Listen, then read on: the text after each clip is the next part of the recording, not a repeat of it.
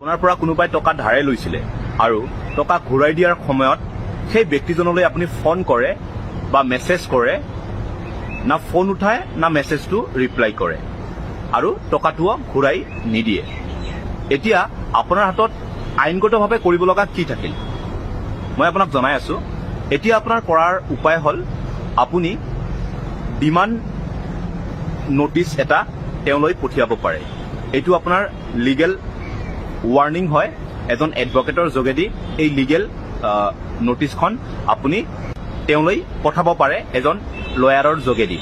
আৰু ডিমাণ্ড নোটিছত এইখিনি কথাই উল্লেখ থাকিব যে আপুনি ইমান তাৰিখত মোৰ পৰা টকা লৈছিলে আৰু ইমান টকা লৈছিলে, আপুনি যদি টকাখিনি উপযুক্ত সময়ৰ ভিতৰত ঘূৰাই নিদিয়ে তেতিয়াহ'লে মই কোৰ্টৰ ওচৰত যাবলৈ বাধ্য হ'ম।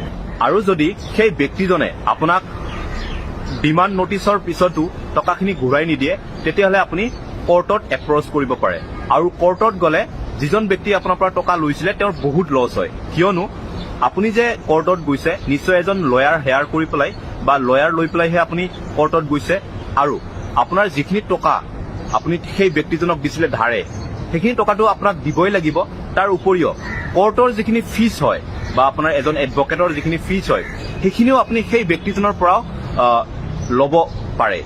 আৰু লগতে কোৰ্টত আপুনি ৰেট অফ ইণ্টাৰেষ্টটো, যিটো ইণ্টাৰেষ্টত আপুনি টকাটো ধাৰে দিছিলে, সেইখিনিও বিচাৰিব পাৰে। আৰু কোৰ্টে বাধ্য কৰাব সেই ব্যক্তিজনক যে গোটেইখিনি টকা সুদে মূলে আপোনাক ঘূৰাই দিবলৈ। গতিকে কথাষাৰ মনত ৰাখিব আৰু ভিডিঅ'টো আন এজনক জনাই দিবৰ কাৰণে শ্বেয়াৰ কৰি দিব। ধন্যবাদ। আপুনি বাৰু হাড়ৰ সমস্যাৰ কাৰণে পাটনালৈ যাবলৈ চিন্তা কৰি আছে নেকি? এতিয়া আৰু চিন্তা নাই। আপোনাৰ যিকোনো হাড়ৰ সমস্যা হ'লে এতিয়াৰ পৰা আৰু পাটনালৈ যাব নালাগে, কিয়নো এতিয়াৰ পৰা গুৱাহাটীতে পাব সেই সকলো সা সুবিধা। গুৱাহাটীৰ আমিনগাঁৱত অৱস্থিত Patna orthopaedic and multi speciality হস্পিটেলত কম খৰচতে পাব সেই সকলো উন্নত মানদণ্ডৰ চিকিৎসা সেৱা, য'ত অভিজ্ঞ চিকিৎসকৰ দ্বাৰা সম্পন্ন কৰা হয় বিভিন্ন ধৰণৰ হাড়ৰ অস্ত্ৰোপচাৰ। বৰ্তমানলৈকে ৩,০০০তকৈও অধিক ৰোগী সুস্থ হৈছে।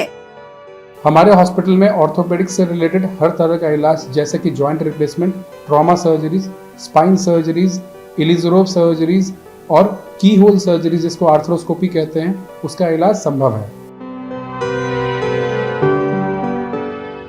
উন্নত মানদণ্ডৰ সা সুবিধা থকা হস্পিটেলখনত আছে ৩টাকৈ VIP ৰুম, 11টা কেবিন, জেনেৰেল ৱাৰ্ডত আছে 12খনকৈ বিচনা তথা 7খনকৈ বিচনাযুক্ত ICU। তাৰোপৰি এই হস্পিটেলখনৰ ভিতৰতে আছে ফাৰ্মাচীৰো সা সুবিধা।